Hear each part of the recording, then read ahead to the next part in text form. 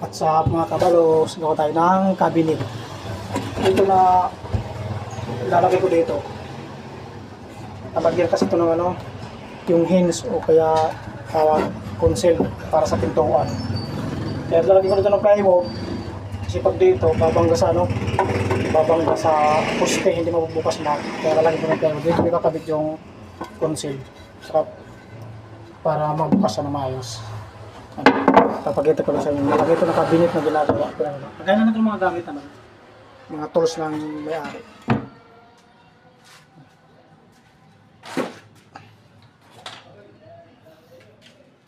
Pinati lang sa gitna dito para malagyan ng malalaking gamit niya dito. Yan. Pagkatapos ko yung pintuan na lang yung kakabit ko. Yan lang po mga kabalogs. Thank you for watching.